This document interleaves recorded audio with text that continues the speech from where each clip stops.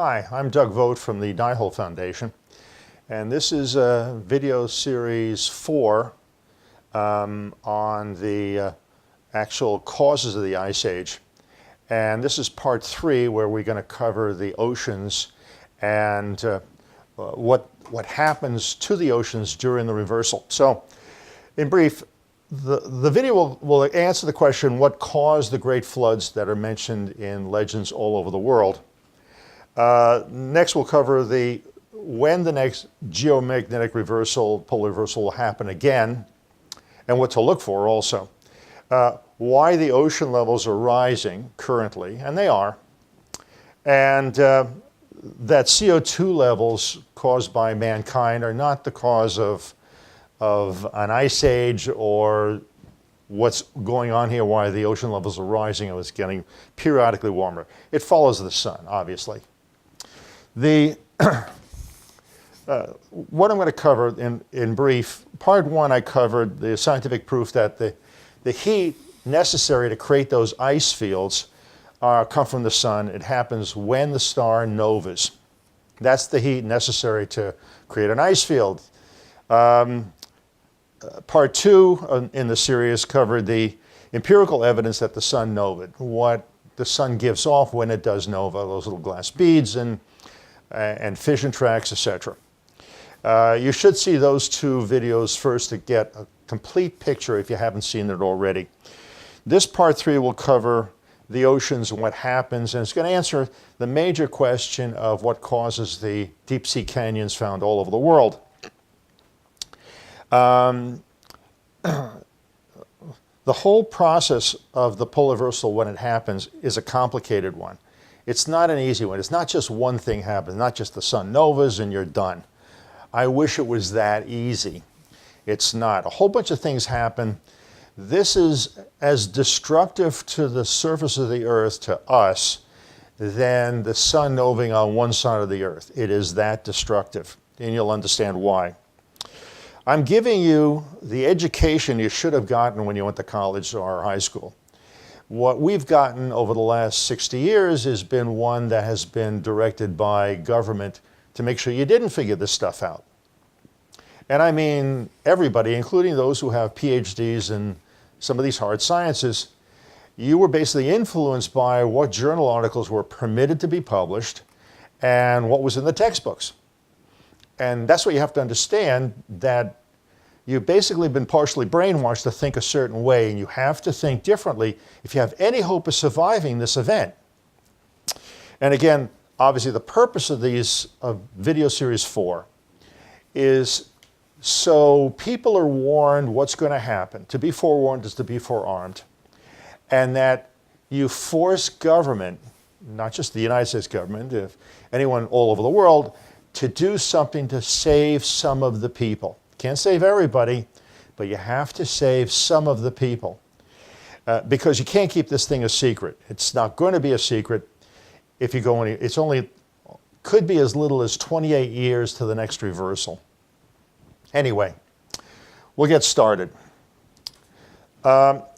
This is the continental shelf off the coast of the east coast of the United States, the Washington Canyon of Washington, D.C., Norfolk Canyon. This is the phenomenon. Now, they've got journal articles and studies that go about here. But after this is about 300 to 400 feet below current sea level. But then it drops off down to the bottom of the Atlantic. It's called the abyss. And it's 8,000 to 10,000 feet below sea level. And you're going to see in a whole bunch of photos or bathymetric maps that these deep sea canyons go all the way down to the bottom, and they're all over the world. They can't explain them. I will be explaining them to you, and you'll know exactly what's going to go on. To understand what creates those canyons, you have to understand there's a relationship between the Earth's magnetic field and its rotation. Now, this is a RAND Corporation paper that was funded by the Air Force. There's the contract and stuff like that. They wanted to know why the Earth's magnetic field and its rotation were slowing down. And this paper, well, This is from the paper, the abstract. Previous paper found a strong correlation between motion of the geomagnetic eccentric dipole, translation, the magnetic field of the Earth. When they say dipole, it's magnetic field of the Earth. And changes in the Earth's rotation rate, time. Now you understand why. They wanted to know if they're going to put a missile in flight, they want to make sure it's going to hit the target within a few feet. Therefore, you have to know the rate of the Earth's rotation and is it slowing down, which told me that they're probably programming those missiles internally what to do. Back to how they envision how the Earth is constructed. By the theory of multidimensional reality, this is not a solid core. It really can't be. You can't have this hotter than the center. And iron over the Curie temperature loses its magnetic property, so we wouldn't have a magnetic field. But we do have one. Hey, how come? So by the theory of multidimensional reality, we have a center modulation point. There's really, if you saw it, it would be like a big, huge star. They're extremely bright. Remember what I said in Series 1 on the theory of multidimensional reality? Light is information basically leaving this dimension, but it's a result of information going into a point in time and space. The outer core here is more, should be looked like a gas plasma. It's not quite solid matter yet, but it's getting there. Then the mantle is where, for some reason, it's a pretty sharply defined area, you'll see in a second, and it becomes matter. Really hot matter, boiling, but this is where it becomes matter, real matter. So, when you have an earthquake, you have S waves, which are surface waves, and you have P waves that are waves that they believe go through the center of the Earth. You know, they have an earthquake here, the shaking will go right through, and you pick it up on the other side of the Earth. So this is what the S waves do. When it gets to this, where the mantle and the outer core meet, it drops off. On the P waves, it goes up and it drops down, then it starts building up. Now, like I said in the previous videos, I feel that a waveform, a shock wave, can go through a plasma or information as fast as if it was a solid, because the information represents the solid. I don't know how to test something like that, because you never get to the center of the Earth to really test it. Okay.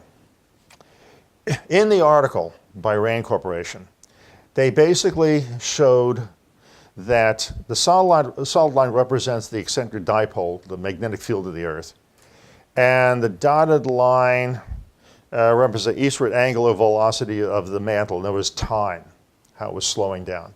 They think there's a delay of something. But the important part to get from this is that they made the connection between the Earth's magnetic field and the rotation. That's a key part. Now, I don't know if some of this jargon really sunk into the heads of the Air Force, that really, what if this field reverses itself, goes to zero, and reverses? You'd say, what could possibly happen? You've heard about the wobble of the Earth's magnetic field. Well, this is actually what it looks like. This is where they recorded the location of the Earth's magnetic field from lava flows and stuff like that, which had a remnant magnetization of the field. This would be roughly Canada, Hudson Bay area. It flips over to here, which I believe is Siberia, around north of China. And it goes like this up to Nova Zembla, which is over here. So Europe is like here, and Canada, the United States is here, and China and Russia, Siberia is like along in here. And this is pretty organized, isn't it? Every 120 degrees it does this. Doesn't look too random to you, does it? It isn't. There's something going on in the center of the Earth. It's not random. Okay, this is the conclusion of that paper from RAND Corporation. ED means eccentric dipole motion, magnetic field of the Earth. And LOD represents deviation of length of the day, time, the change in time. And basically it's saying here that one is related to the other, and if you could find out one, you can figure out the other. Again, they should have come to the conclusion that the Earth's magnetic field causes the rotation of the Earth. That's the key part. This is what a current model of the Earth's magnetic fields looks like. Now, the theory that they have is that there's convection currents in the outer core and the mantle, that the iron goes up and down like this, but in multiple convection currents. Like a hot spot would be Yosemite, another one's Hawaii, and there's a number around the world. The problem with that is that when you have this kind of field like this, when you have two magnetic fields that cross each other, they cancel each other out. You won't have a field, you won't have the electrostatic field. And like I explained in series 1, we know there's an electrical thing going on in the center of the Earth because of the DE F1 and F2 layers in the ionosphere. So the one who came up with this geodynamo theory was a guy named Bucy at UCLA, and I actually met him and talked to him when he came up with this. But he was a geologist, but not really into electronics. Maybe he missed out on that. I'm going to requote this thing from Plato, which I put in series 2, in video 2. And as a reverse action during infinite ages, this new action is spontaneous and is due to the exquisite perfection of balance, to the vast size of the universe, and to the smallness of the pivot upon which it turns. It does. Like I said earlier, it happens in one day. One day. This is one way they know the Earth's magnetic field happens cyclically as well as even through time. This is the Mid-Atlantic Ridge, and they must have hundreds of sailings where they measured the magnetic field in the lava coming out of the Mid-Atlantic Ridge. They found they were all even. The white area would be reverse polarity. The colored one is R polarity. And they measured this, and some places it expands by 2 inches or 2 centimeters a year. Some places 1 centimeter a year. I've even heard some measurements of 1 inch a year and 2 inches. I'm not too sure anybody really knows. They were taking kind of an average, I think.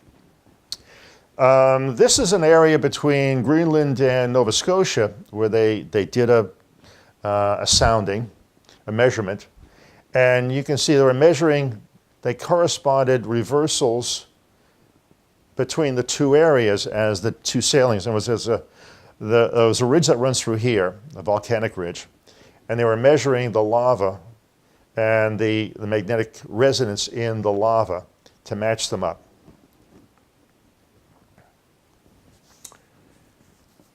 This is how the way we measure the magnetic field of the Earth. It used to be gammas, now they changed it to nanoteslas.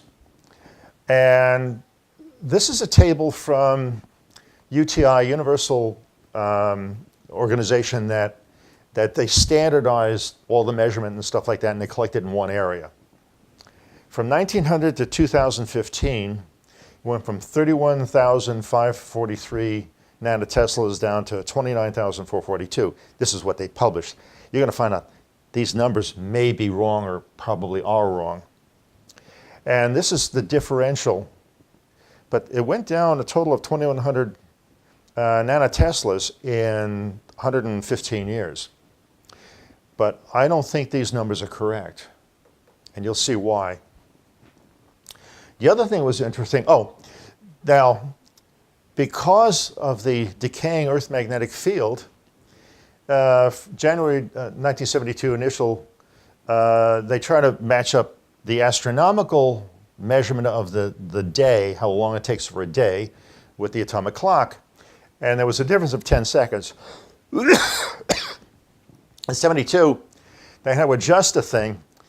There was a difference then of about 27 seconds, they call leap seconds, as of 2016.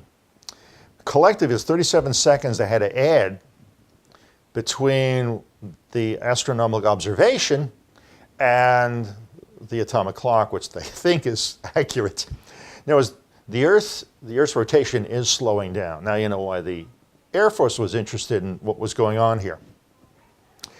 Another thing that's interesting, probably related, don't know why yet. Earth's Schumann resonance is accelerating. That's like the heartbeat of the Earth. It has a frequency, low frequency, 7.83 hertz, really low. Well, 2014, I think it was the Russians who discovered this. All of a sudden, it went up to 8.5 hertz, and then sometimes it went up as high as 16.5 hertz randomly. They don't know why. It's obviously something's going on in the center of the Earth and the Earth's magnetic field. The Europeans put up 3 satellites. What do they call them? They had a name for them. SWAM. These two had the same orbit, and then they put one above. And it was to measure the Earth's magnetic field. And this is their article from the European Space System. Earth's magnetic field is weakening 10 times faster now. And first they thought it was like 5% over the century, and I checked the numbers. It really was 6.7% that decayed over 100 years. But the new data they're saying is 5% per decade. Now, they have some of the data online. You'll have to go online. I couldn't get the data out of the format that they had. Those scientists are there. Go open it up and find out what they're reporting. But this is the shocking part. If it's 5% per decade, so I took from 2005 to 2015, that means it decayed 1,477 nanoteslas? That's hideous. This is 2 exponential curves, drop-offs. Let's say this line represents the 31,543 nanoteslas, and this as it goes down, and this is the year over here. So this is 2015, would be about there. That would mean probably it did drop off not only the 2,000 that we know of, but another 1,400 down to here. This field does not have to go to 0 before the reversal. In fact, the evidence that they saw in the remnant magnetization strength in the lavas and other material was it didn't go to 0 like 15,000 or 20,000 nanoteslas before it flipped. Now, the rationale for that is this. I throw this theory out, and I think it makes some sense. It's like a magneto, where the matter part of the signal that makes up the Earth holds up the magnetic field a little bit. It's like a secondary coil in a magneto. When it flips, you get a big spike of energy. That's why they use a magneto in planes. The same thing may be happening here. That doesn't have to go to 0, but when it does flip, you have this big spike of energy. That would explain why these stars blow in one day violently, and why what happens to the Earth happens in one day.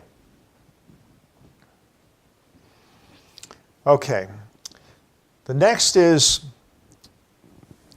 as you could probably figure out what I'm saying here. Here's my trusty globe. Got all these oceans here. This is the Pacific. It's like all water, right? Now, the way the Earth rotates now is like this.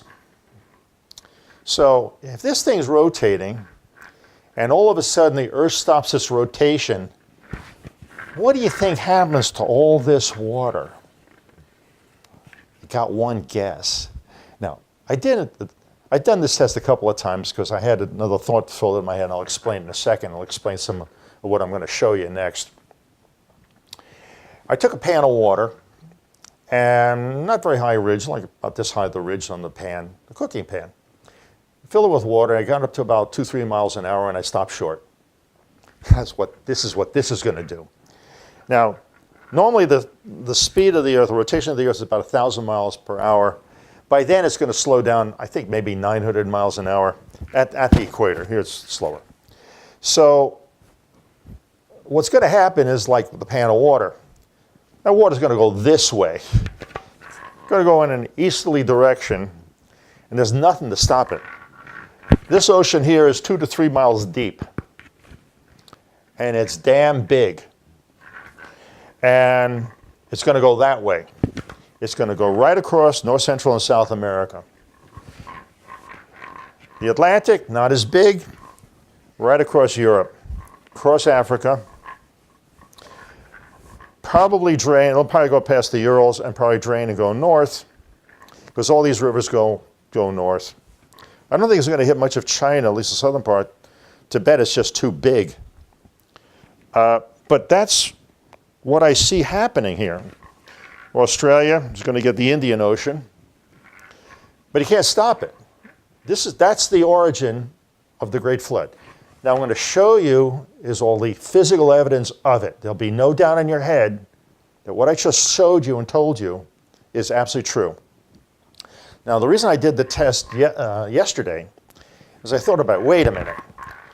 Okay, this thing goes like this and it stops between 7 and 8 hours. And then when it starts picking up and goes in the reverse direction, what's going to happen is it's another velocity for the remaining water here to keep going. So, but the water's not going at 300 or 400 miles an hour. It's the surface of the Earth is going the other direction. So relative, it looks like it's going 300, 400, 500 miles an hour, continuing in an easterly direction. Now the other part, because I was looking at some of the bathymetric maps on parts of the Atlantic and Pacific, and I said, wait a minute, something else is going on here. Imagine if you're standing at the edge of the Atlantic at this time, you'd see the Atlantic Ocean rush this way. After 7 or 8 hours, you'll be able to look straight down to the bottom of the Atlantic. There won't be any water there, none. You'll see what I mean. And especially if that second pulse hits, it's going to keep going. Now this stuff is going to be filling it up pretty fast. But what also I realized happened is that, probably more so in the Pacific, but probably the Atlantic also, here you've got, over here will be no water.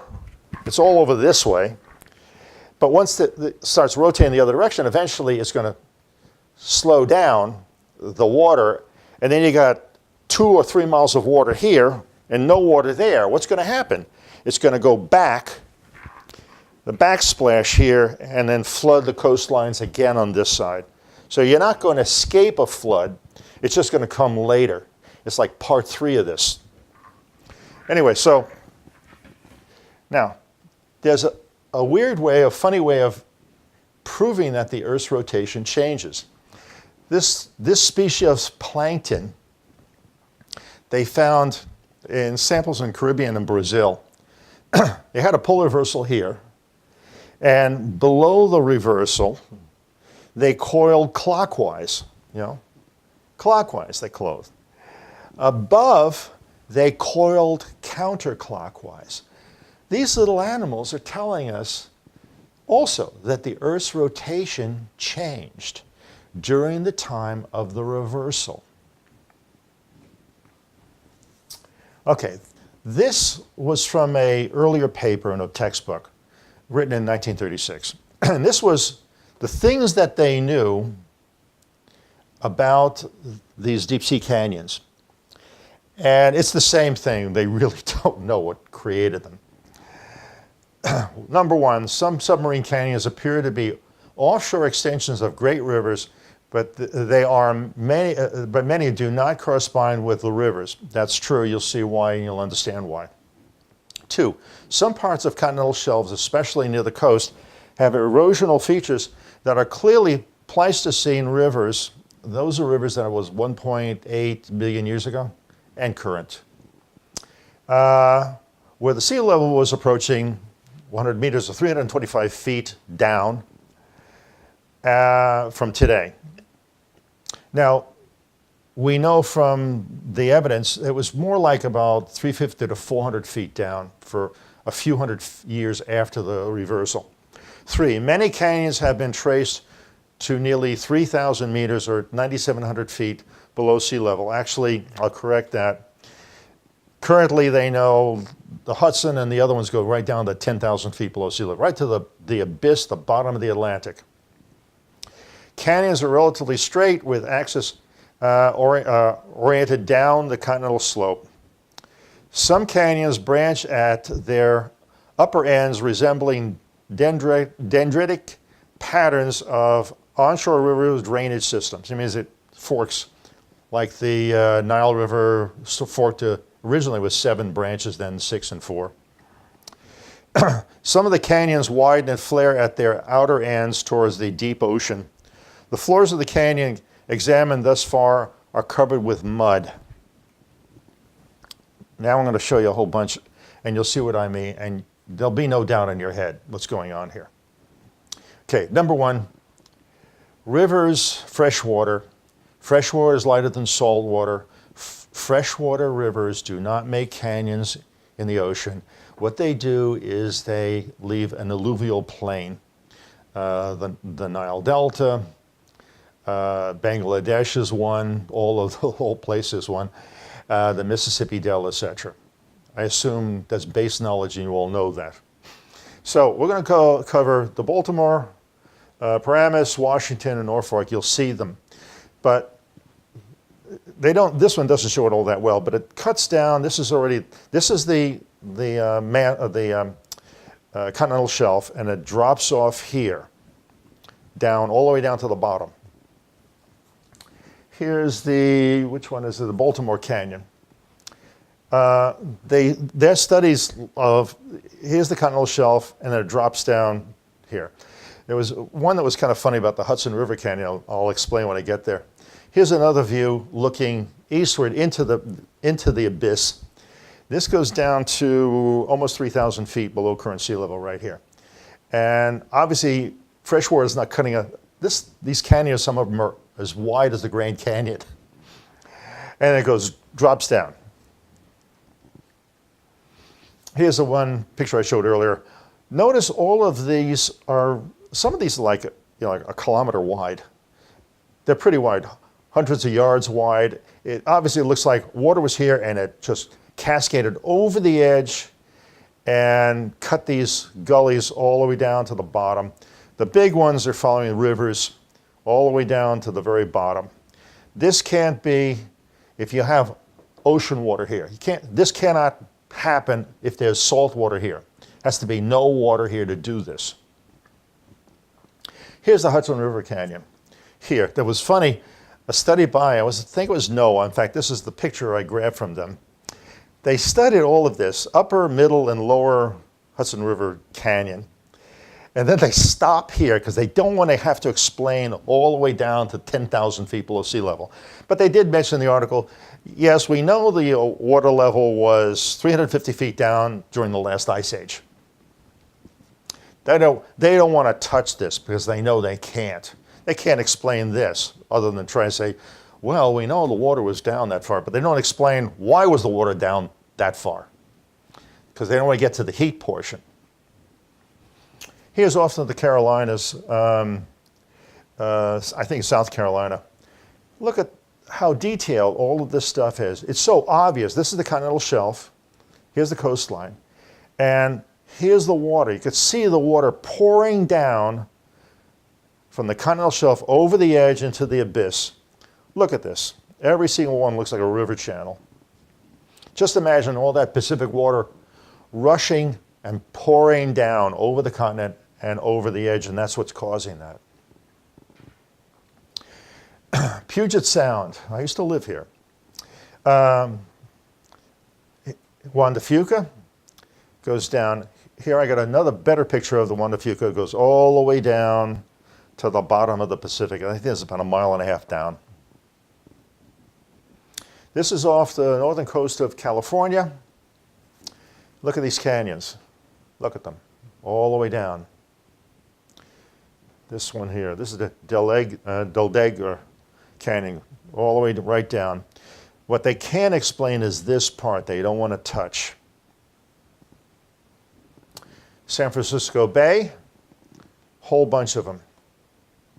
Just all over. The whole entire continental shelf drops down to the Pacific. The whole Pacific looks like that. You can clearly see this is all cut by a massive amount of water pouring down into this bedrock and carving it out. Here's Monterey Bay. There's San Francisco. We just looked at that. Here's the Monterey Bay one. They can explain. They try to explain up to about here. Well, they know it's there.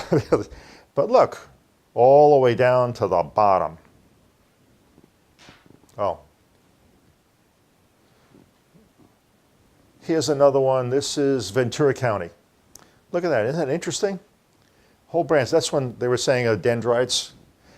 Whole bunch of into one river, all the way down to the bottom. Again, it's obvious water cut this, but it certainly wasn't, there couldn't have been any salt water there, no ocean water there to create this. This is LA, Orange County. Look, all the way down. San Gabriel River. Here's another one, all the way down to the bottom, 1.5 miles to 2 miles down. No water was here. Atlantic coming over the continent and then pouring down. Gulf of Mexico off Texas. Two canyons again, all the way down to the bottom of the Gulf of Mexico. Here's another one, all the way down. Gulf of Mexico again, Mississippi River creates one too.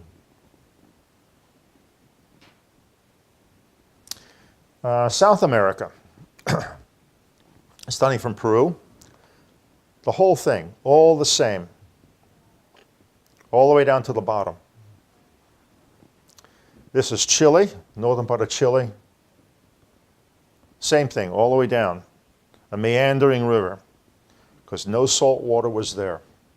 The Atlantic Ocean ran over South America, came to the other side and poured down. And then you have that backsplash also.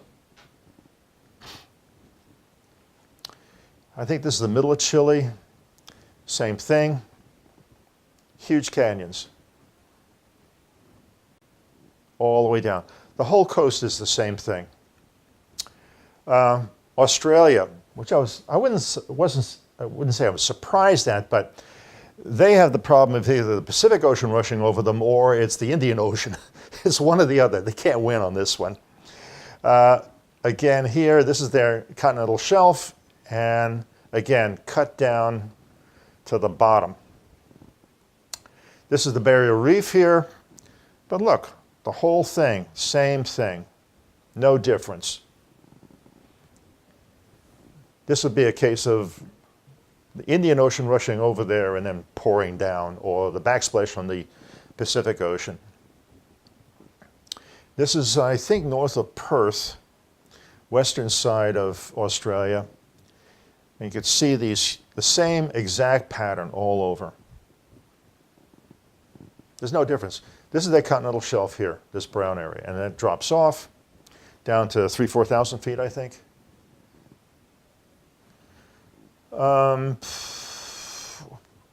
Perth, this is Perth, Australia. They have a big canyon here, again, right down to the bottom.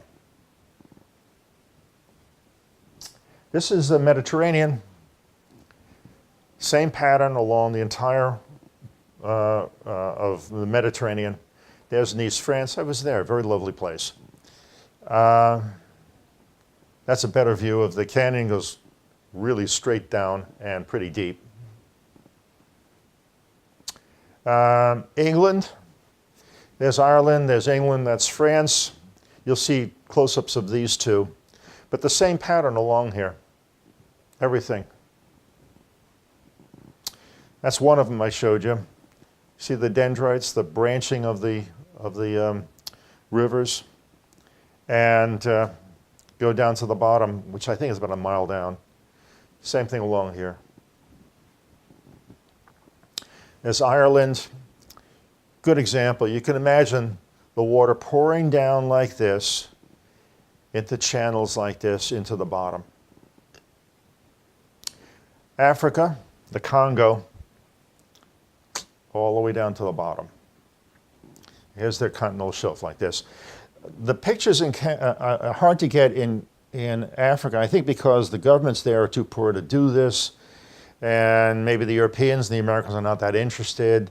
They had on the east side of Africa, there was a whole bunch of areas that were designated for different governments to go do bathymetric soundings of the bottom of the ocean there. Some of the Russians, Americans, French, stuff like that. Still hard to get the data from them, though. This is one of their theories for some of this, the gulling you saw there, the canyons, which is all wrong. But you saw that because they don't know the process. They think that, okay, they had loose sediment, drops down like this, and then like this. But what I've defined, you didn't see any of this there. I didn't. Maybe the smaller canyons or the ridges may have some of this slides, but not on these big ones or the vast majority. I didn't see it. This theory is wrong. Yeah, you got sediment and mud there, sure, but this didn't happen. You can imagine the water pouring down and just doing this. This isn't mud along here. This is rock. This is rock. I'm going to explain why the mastodons, mammoths, and rhinoceroses were found fast frozen in Siberia. This is another part of the process that really has to do with when the dust shell hits the Earth about 17 to 18 hours after the nova. Now, many of them are found in, this guy was found in a block of ice. Notice he was floating, basically, and they must have cut off some of the ice and he was actually bleeding. These animals are found both in the tundra, but they were fast frozen. There's no question about that. In fact, they're in the 17th, 18th and 19th century, the Russians were able to feed their sled dogs the meat from these things because it was still good. The meat was still good. They were fast frozen. You're going to understand what happened, and it's another event that happens during this event. And like I said, this is a complicated series of events that happen all within a few days. This is basically Boyle's law, and I'm going to explain it with this. Hope the camera picks it up. I believe China and India were facing the sun when it novaed. It stayed there for 7 to 8 hours, my theory. I believe so. Then it started rotating and picking up speed, and it basically, the dust shell hit, so it ran a longitude like a course along here. And this dust shell hits the Earth, and it actually does push it a little further away from the sun. Now, it was in the latter part of the next light cycle will be between September and December 2046. So it's going to hit when the sun is near the Tropic of Capricorn, along here. So the dust shell hits this part of the Earth. What happens?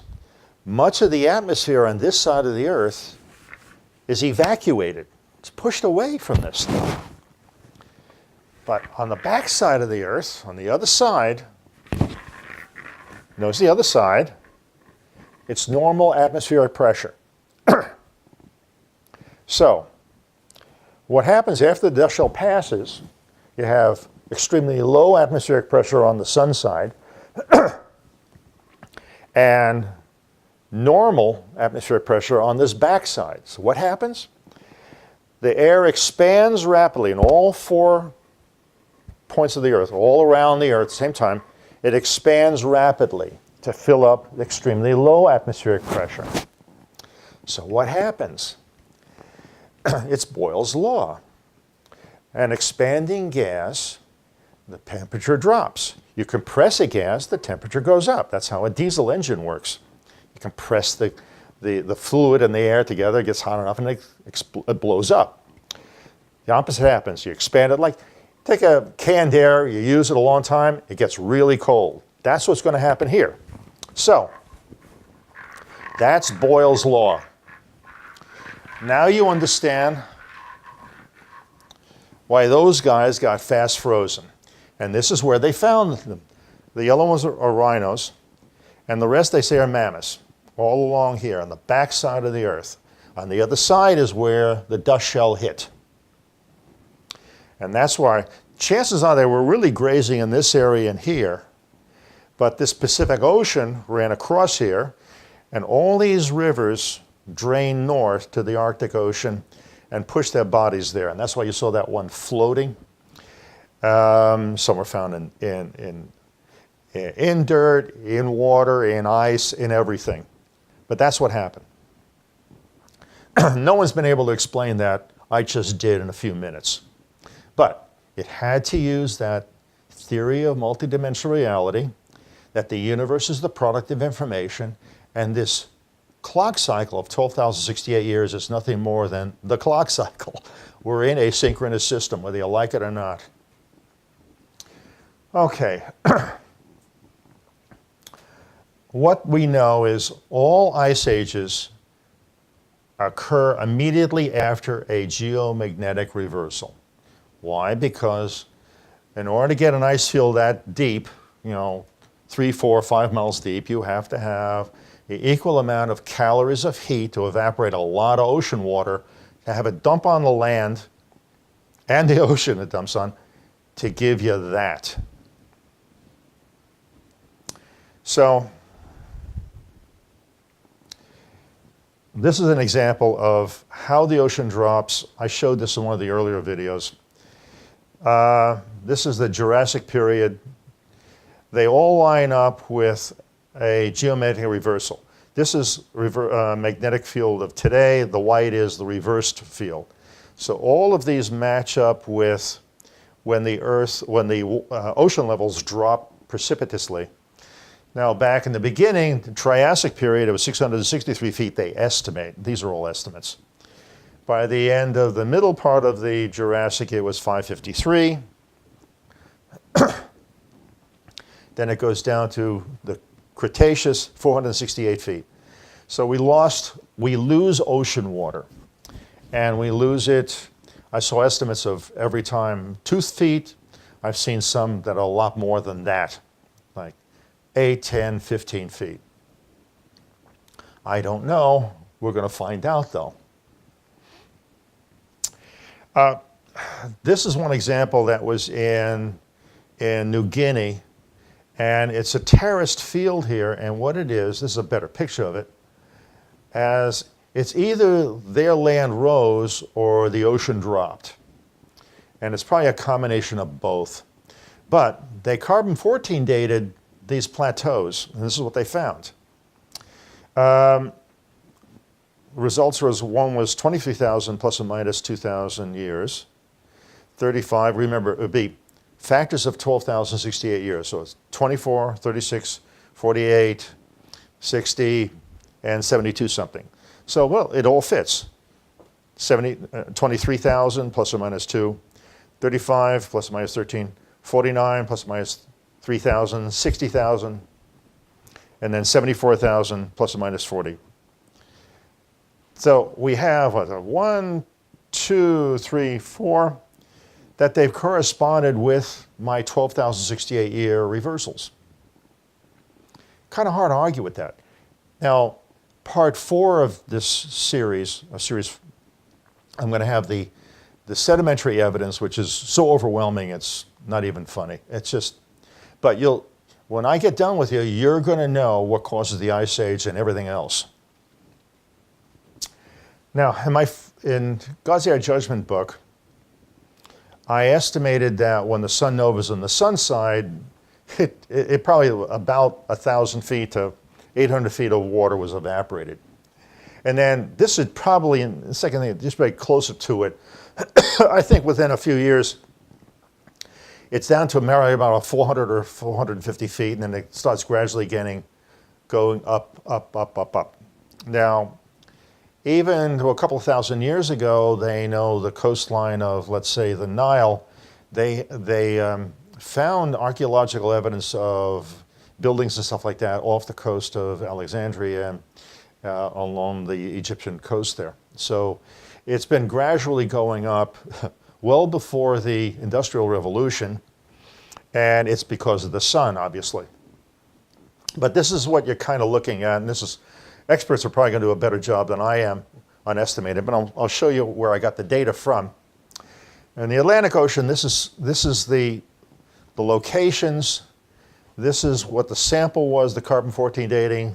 This is the dating of it. And this is what the distance was, or how far down it was. These numbers here is in the book. It refers to the footnotes in the back of the book. There's over 400 just in chapter 8 alone in God's Day of Judgment book. This is Gulf of Mexico data. The Mediterranean and the Pacific Ocean was a lot. Now, of these, they could have been 5 times more, but what's the point? I mean, at some point, you prove it way beyond reasonable. But you can see the distances, what they picked up on, some of them as high as 502 feet to 184 feet. So, and here's your carbon-14 dating. So at 10,000, this is already 2,000 years later, it's still in this location, Santa Monica, California, was still 67 feet further down. So this was 24,000 years ago, 272 feet down. So climate impact of secular variations and solar irradiation. I showed this one on the previous thing. The solid line is the sea surface temperature. That's how you measure, one of the ways you measure the output of the sun is by how much it heats up the ocean. There's a total of 5 ways to measure it. I covered it in the previous, I won't do it now. The other line here is sunspot, I'm sorry, the luminosity of the sun, measured off of, I think it was Jupiter they used, or Uranus, and also a moon of Jupiter. But they could have done off the moon also. I don't know why they bothered with the other. But we conclude that there is a modulation of the sun's luminosity with a period of about 80 years. That's the Gleisberg cycle, is 88 years. And an amplitude of about 0.5% is consistent with globally averaged direct sea surface temperature measurements. So what is it here? It's obviously the sun that's causing the ocean water to increase. You'll see some more examples of it. Here is our last Gleisberg cycle, right about here. From here on, something happened with the sun. It's doing something different that it didn't do in the past. Here's a good example also. This should probably be squeezed together. This is years here, 5,000, 10,000, 15,000. This is about 12 here. So you've got, this is the temperature in Greenland. They measured. So this is what the current temperatures are here over the last 10,000 years. 12,000 years, well, this before the last cataclysm of polar reversal was probably right here. And it dropped down like you drop a rock. And so the normal temperature in Greenland, minus 20 degrees Fahrenheit. But when this happened, minus 60 degrees Fahrenheit. So in other words, this contradicts the garbage that they teach in school that, oh yeah, the world got 5 or 6 degrees cooler and we had an ice age. No. In Greenland, it went down to minus 60 degrees below zero. Yeah, in other words, they're lying to you, outright, flagrantly lying to you. It's either that or they're that stupid and they shouldn't be teaching at all. But you can see what's going on here. It is the sun, this is the nova, then you have your ice age, and then it takes time, a couple of thousand years, to go back to normal. Here's another one, global mean sea surface level. So the sea levels are increasing gradually over time. Long before 1880, this is the Gleisberg cycle previous Here's the last one here, and it just keeps going up. And it will, has nothing to do with mankind and CO2 or anything like that. It doesn't. This is the volume of glaciers between 1980 and 2016. They think it fell by 19.9 meters. That would convert to about 60 some odd feet. So they try to graph it. And here's some examples of it. 1917, Pedersen Glacier. I don't know where it is. And here it is in 2005. You clearly see, hey, we have a lovely meadow here. But the point is well taken. All this stuff melted. And we got a forest, and we have a meadow here, and the glacier's way back here. Here's another one in Italy. Here it was in 1933. Here it is 2012. Again, we have the global warming because the sun's output is increasing. It's been doing it since the last Gleisberg cycle, which was December 1957 on in. And it doesn't matter if nobody's on the planet, you're going to see the same thing. It's irrelevant. Like I showed in, in the papers I showed before, government knows it's not mankind, it's the sun. That was in series 2, part 2 of series 4. The other thing you're going to have the wonderful joy of enjoying is increase in hurricanes as well as tornadoes. And I did this a number of years ago, which shows you what effect the last Gleisberg cycle has done since the beginning of the last one that we're in now. Before then, the gray area is when a sunspot maximum existed, every 11.04 years. And there wasn't much of an increase going on here. But here's our magic date, 1957-58. This is the Gleisberg cycle, or the peak of the last Gleisberg cycle was right here, and then here. So you had an increase in tornadoes at the same time that the ocean water increased in temperature. Same thing again, sunspot maximum here, you have an increase in tornadoes because the weather increased, the temperature increased. And you have more clouds and more storms. Same thing here, increase. Now, the reason why it lags by a couple of years is because it takes 1 to 2 years for the ocean water to catch up with an increase in heat from a solar sunspot maximum, increase in solar output. So that's what you'll see the increase a couple of years or a year later in each one, every single one, 100% correlation. Same thing will be true also for hurricanes. As that ocean water heats up, you're going to have more storms. Some places you're going to get a lot more rain, like in Seattle. Antarctica, they've been taking core samples, ice core samples. This is what one looks like. They got this band here. Now, this is the interesting part. By the way, it's because of these core samples that they've said that increase in CO2 is the thing that causes ice ages and stuff like that, or global warming. But I explained in the previous one, when the sun novaed last time, right here, what do you think happens to all the organic material facing the sun when it novaed? Get a wild guess. Yeah, it burns. What's the byproduct of burning organic material? CO2 and carbon monoxide, both of them. Gee, well, now you know why they're detecting more CO2 in these core samples.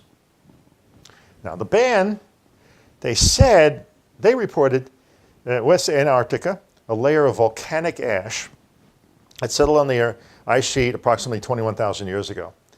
I don't know how deep this thing is. Either it was 12,000 years ago, and they're making the wrong assumption of how fast this thing accumulates. If they don't know about the Ice Age and the nova, they're going to think that this was older than it really is. It may only be 12,000 years old.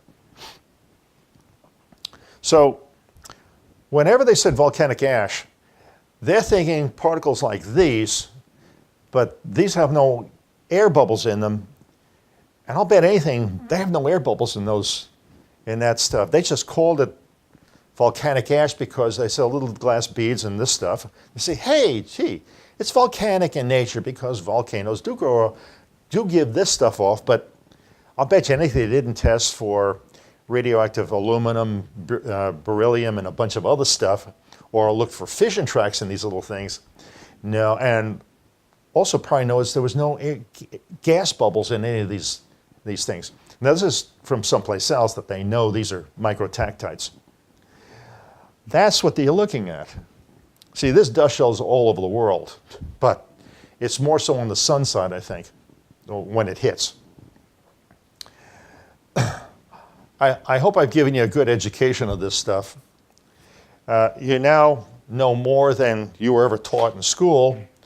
I think I put all these pieces together so you can look at this stuff intelligently and not be bamboozled to think that a temperature rise of 5 or 10 degrees is going to give you, or drop of 5 or 10 degrees is going to give you an ice age. It's not going to. Nor is you driving your SUV or burning anything is going to change the melting of glaciers and the ice caps. It's going to happen anyway. In fact, I remember a paper I read that in Florida 12,000 years ago, they think the water level just before the reversal or before the last ice age was like about 3 feet higher than it is now, which makes sense. It melted. But we're going to lose some water. I don't know how much, whether it's going to be 2 feet or 5 feet or 10 feet. I don't know.